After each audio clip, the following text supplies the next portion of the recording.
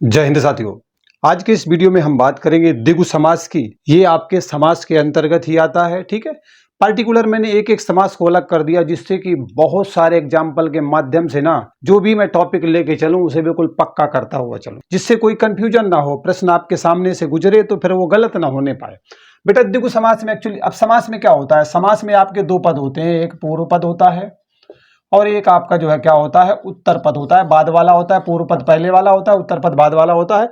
ये अब तक तो जान ही चुके हो, ठीक है। तो द्विगु समास में एक्चुअली होता क्या है, तो इसमें पूर्व पद होता है संख्यावाची विशेषण, ठीक है। पूर्व पद क्या होता है बेटा, तो पूर्व पद होता है संख्यावाची विशेषण होता है। मतलब कहने का है संख्या बताने वाला होता है, मतलब 1 2 3 4 गिनती बताने वाला आपको मिलेगा। कहने का मतलब है जिस समास में पूर्व पद संख्यावाची विशेषण हो और उत्तर पद हो संज्ञा, मतलब उत्तर पद क्या हो, वो आपकी जो है संज्ञा होनी चाहिए। कहने का मतलब है कि जिस समास में पूर्व पद क्या हो वो संख्यावाची विशेषण हो और उत्तर पद क्या हो वो आपकी संज्ञा हो, वहां पर आप कौन सा समास देखने को मिलेगा, द्विगु समास देखने को मिलेगा। अभी इतने सारे एग्जाम्पल के साथ जो है इसकी हम तोड़ाई करेंगे कि आंसर अपने आप फुदक करके बाहर आएगा। देखो कैसे आएगा, अभी देखो।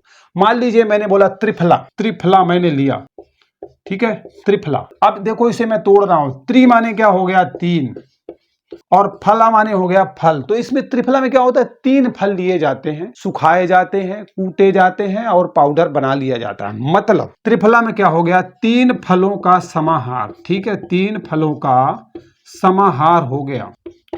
मतलब 3 फलों को ना सुखा के कूट काट के पाउडर बना के रखा गया है। तो 3 1 2 3 3 क्या है, संख्यावाची है और संख्यावाची होने के साथ साथ क्या है, विशेषण भी है। इसलिए त्रिफला में आपको कौन सा समास मिलेगा, द्विगु समास मिलेगा। अभी तो शुरुआत है मेरे दोस्त, अभी तो बहुत कुछ बाकी है। त्रिभुज आप एग्जाम्पल को लीजिए, त्रिभुज देखिए ध्यान से, त्रि माने हो गया 3, अब भुज माने हो गया भुजाएं और इनका समूह। इस तरीके से आपका त्रिभुज बनता है।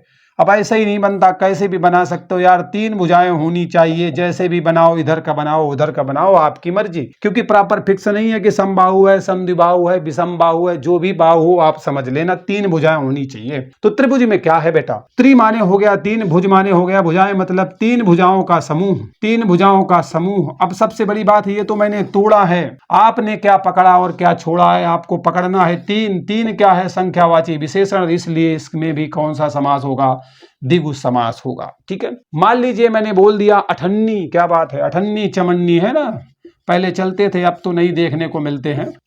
अठन्नी, अठन्नी का मतलब हो गया 8 हो गया यहाँ पर, और अन्नी का मतलब हो गया आनों का समूह, ठीक है, 8 आनों का समूह। अठन्नी 8 आनों का समूह, 8 एक आपका संख्यावाची विशेषण है, इसलिए अठन्नी में भी क्या होगा, द्विगु वाली चवन्नी होगी, ठीक है। तो समझ में आ गया, द्विगु समास यहाँ पर भी होगा।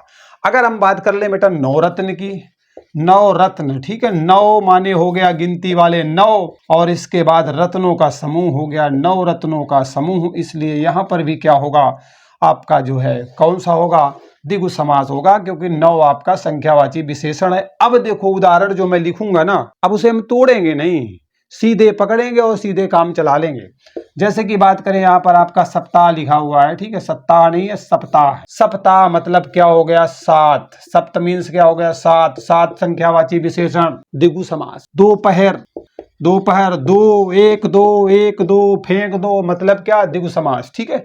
इसी तरीके से चौराहा, लो बेटा मैंने लिख दिया चौराहा, चौ मतलब 4, 4 मतलब संख्यावाची विशेषण, मतलब द्विगु समास। इसी तरीके से अब देखो सप्तर्षि, सप्त मीन्स 7 ऋषियों का समूह हो गया, त्रिलोक 3 लोकों का समूह हो गया, त्रियोगी 3 योग का समूह हो गया, अष्टाध्यायी 8 अध्याय का समूह हो गया, 9 ग्रह पूछे तो 9 ग्रहों का समूह हो गया। अच्छा एक बात बताओ, 9 ग्रह है कि 8 ग्रह हैं, जल्दी से कमेंट करके बताओ। और 9वां वाला कब हटाया गया था, ठीक है, मैं बता देता हूँ 2006 में हटाया गया था, तारीख डाल के तुम बताओ, ठीक है। चतुर्भुज आपका हो गया, 4 भुजाओं का समूह होता है, 4 आ गया भैया। नवरात्रि में नवरात्रियों का समूह होता है, यहाँ पर भी आपको देखने को मिला। तो किस तरीके से अब आप पहचानोगे, तो फटाक से अपने समास को देखना है और उससे संख्यावाची विशेषण को निकाल लेना है। संख्या नजर आ जाए तो समझ लेना कि काम बन जाएगा और वहां पर आपका कौन सा समास होगा, तो द्विगु समास हो जाएगा। तो इस तरीके से बहुत सारे एग्जाम्पल के माध्यम से मैंने आपके सामने द्विगु समास को जो है स्वाहा कर दिया। अगर फिर भी तनिक सा संदेह है तो कमेंट करके बताइए, उस पर प्रॉपर वीडियो दिया जाएगा, मतलब समझाने का मैं प्रयास करूंगा, क्योंकि जब तक तोड़ेंगे नहीं तब तक छोड़ेंगे नहीं। समझ में ना आए तो फिर बेकार है, ठीक है। तो समझेंगे हम। मिलते हैं अगले वीडियो में। बंदे की मेहनत को ध्यान रखना। चलिए मिलते हैं, bye bye, take care, see you.